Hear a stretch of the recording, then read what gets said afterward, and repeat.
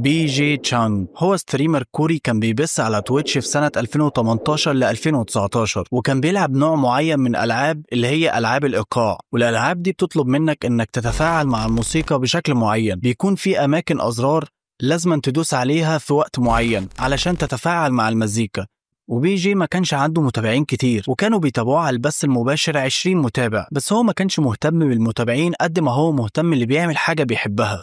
لكن في يوم في 2019 وتحديدا في شهر 9 فتح بث مباشر بشكل جديد، وما كانش قاعد بيلعب، كان جايب واحد صديقه وقاعدين هما الاتنين بيتكلموا عادي، وكانوا عمالين يفتكروا الذكريات وكانوا فرحانين بيها. بس البث ما فضلش ماشي على نفس النمط ده كتير، لان بعد شوية في كارثة بتحصل. فالمهم بدأ ان هما يفتكروا الذكريات، وبدأ الشخص اللي مع بي جي يفتكر حاجات من الماضي كانت بتزعج بي جي، وقال ان هو كان دايما بيضرب بي جي، كان هو مسيطر عليه تماما. فبي جي اتضايق من اللي هو بيقوله وحاول يغير الموضوع، لكن الشخص اللي معاه ما غيرش الموضوع وبدأ ان هو يستفزه اكتر. فبي جي بدأ ينكر الموضوع، الكلام ما بينهم بدأ ان هو يشتد. فصديقه قال له لو انا فعلا كذاب تعالى دلوقتي نقف قدام الكاميرا وقدام المتابعين ونضرب بعض ونشوف مين الأقوى، واللي هيكسب يبقى فعلا هو كلامه صح. فبي جي بدأ يتجاهل الموضوع وحاول يغير الموضوع بكذا طريقة، لكن الشخص مصر على رأيه. لكن فجأة الشخص ده بدأ يضرب بي جي بدون تردد، وبدأوا ان هم يتخانقوا ويضربوا في بعض، وفضلت الخناقة دي مستمرة ل5 دقايق بس. بعدها تحصل الكارثة الكبرى. بي جي جاب صديقه قدام الكاميرا، وصديقه كان متصاب، وبدأ ان هو يضربه اكتر لدرجة ان هو فقد الوعي. فكل اللي كانوا موجودين على البث كانوا بيترجوا بي جي ان هو يسيبه او يطلب له الاسعاف لان هو كده هيموت. بس بي جي كان رافض، لكن صديقه اول ما استعاد وعيه قام ومشي. فبي جي بدأ ينكر في الأول إن هو ما كانش عايز يضربه، وهو اللي هجم عليه وضربه، وهو كان بيحاول يغير الموضوع بكذا طريقة، لكن صديقه مرضيش إن هو يغير الموضوع وأصر إن هو يضربه. لكن بعدها بلحظة بي جي انهار واعترف بكل حاجة، وقال إن هو فعلا كان بيتنمر عليه، وإن اللي هو عمله ده ما يجيش جزء واحد من اللي كان بيعمله فيه وهو صغير. ومن اللحظة دي بي جي انتهى من على تويتش، لأنهم حذفوا الحساب بتاعه، ولحد تاريخ الآن محدش يعرف إيه اللي حصل بعد كده. وأنا عايز أسألكم سؤال، أنتوا لو كنت مكان بي جي كنت هتعملوا نفس اللي هو عمله، ولا كنت هتعدي الموضوع عادي؟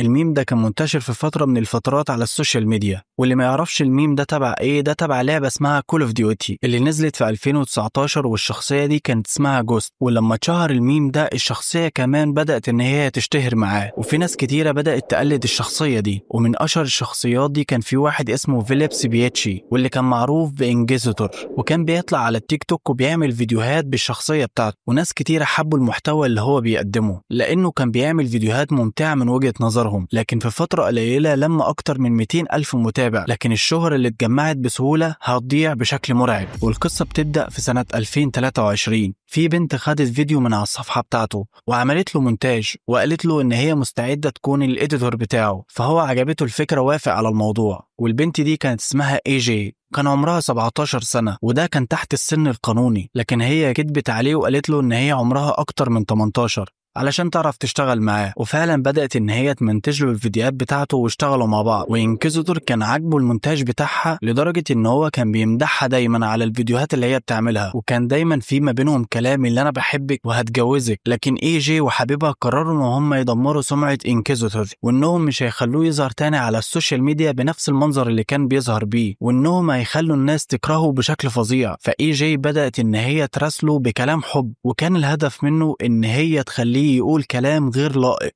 علشان تمسكوا عليه. وطبعا هي زي ما قلنا في الأول قاصر، واللي الكلام ده ما كانش ينفع يتقال لبنت في السن ده. فبدأت الخطة بتاعتها، بس الغريب إن هو ما كانش مهتم بيها أصلا. لكن اي جي وحبيبها ما وقفوش لحد هنا، وكان عندهم خطة بديلة، واللي هي المحادثات اللي كان بيقولها الأول إني بحبك وهتجوزك. فقصوا كل الكلام اللي قبلها وخلوا المحادثة دي بس، مع إن إنكيزيتور زي ما قلت في الأول إن هو كان بيهزر معاها، وهو ما كانش يعرف أصلا إن هي تحت السن القانوني. لكن علشان تكمل الخطة الخبيثة دي كان في واحد غايب، واللي هو شخص تاني يتكلم على السكرينات دي ويفضحهم، علشان المشاهد لما يشوف الفيديو يحس بالمصداقية وإن الكلام ده مش مفبرك. والشخص ده كان صاحبة حبيبة اي جي، واللي كانت اسمها كيفن ماسك، واللي كانت مشهورة في الوقت ده. اللي هو حبيب اي جي اداها المحادثات علشان تنشرها، وبعد ما نشرت المحادثات الخطة نجحت والجمهور كله بدأ ان هو يهاجمه.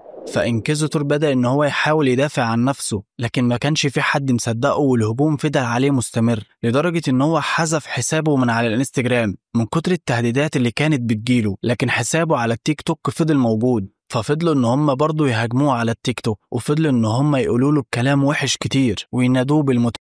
وفي 27 سبتمبر نشر آخر فيديو، وبعدها بأسبوع فتح بث مباشر، وكل اللي كان ظاهر إن في شخص واقف ورا باب إزاز وعمال يصرخ، وكان قافل التعليقات بتاعة البث ده.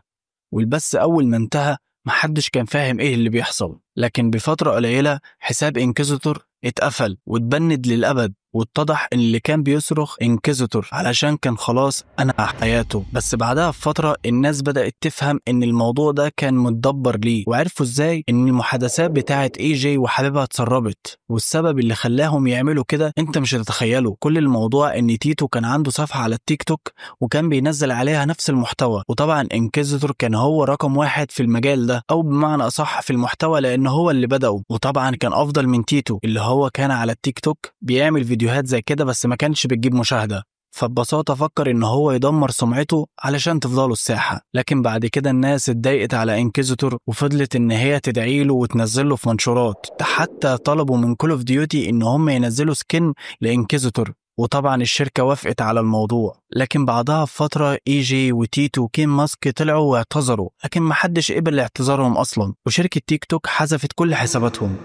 ولهنا يكون وصلنا لنهاية الفيديو. ما تنساش لو الفيديو عجبك تشترك بالقناة وتقولنا على فيديوهات تانية جديدة ممكن أعملها، ودي فيديوهات تانية أنا برشحها لكم. وسلامات.